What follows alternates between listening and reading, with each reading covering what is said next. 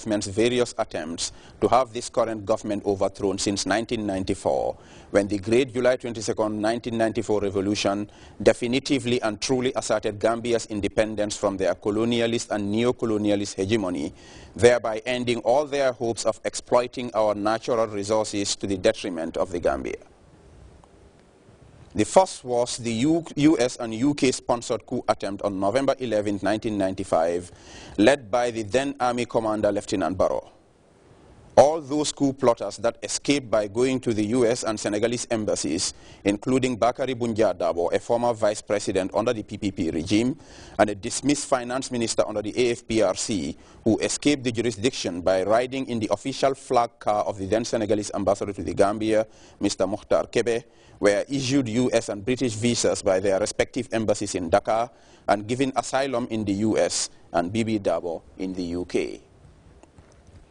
Since that coup plot failed, up till today, these two Western powers have continued in their relentless efforts to destabilize this country, desperately using every means possible, from sponsoring coup plots to financing the opposition and mounting a vigorous smear campaign consisting of outrageous lies and false allegations against the Gambia.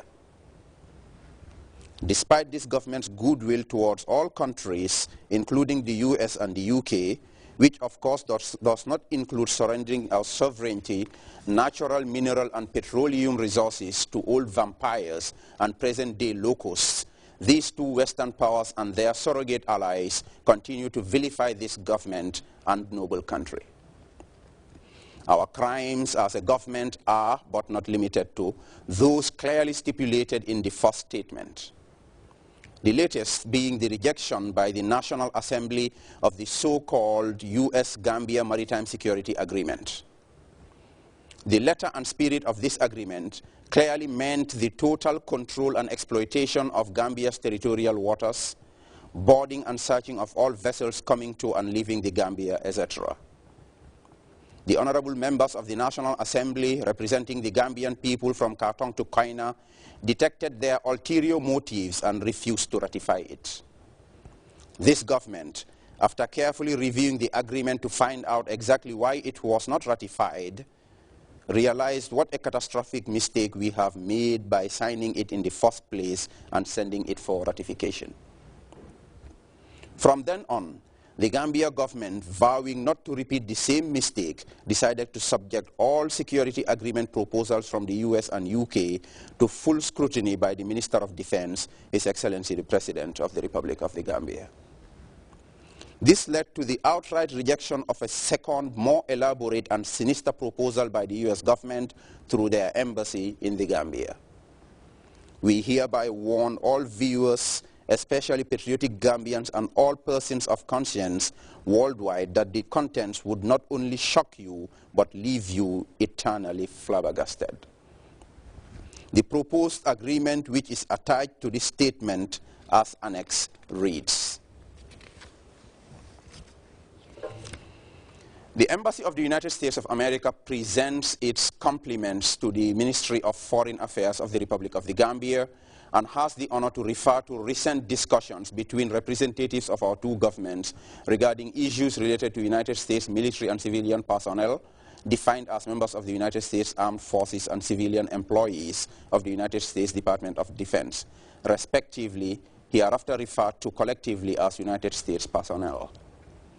and United States contractors defined as non-Republic of the Gambia companies and firms and their employees who are not nationals of the Republic of the Gambia under contract to the United States Department of Defense, who may be temporarily present in the Republic of the Gambia in connection with mutually agreed activities including, for example, ship visits, training, exercises, and humanitarian activities. As a result of these discussions, the embassy proposes that United States personnel be accorded the privileges, exemptions, and immunities equivalent to those accorded to the administrative and technical staff of a diplomatic mission under the Vienna Convention on Diplomatic Relations of April 18, 1961. That United States personnel may enter and exit the Republic of the Gambia with United States identification and with collective movement or individual travel documents. that the Republic of the Gambia shall accept as valid all professional licenses issued by the United States thereof or their political subdivisions to United States personnel for the provision of services to authorized personnel,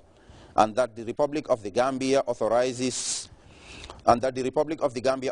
shall accept as valid without a driving test or fee driving licenses or permits issued by the appropriate United States authorities to United States personnel for the operation of vehicles. The embassy further proposes that United States personnel be authorized to wear uniforms while performing official duties and to carry arms while on duty if authorized to do so by their orders.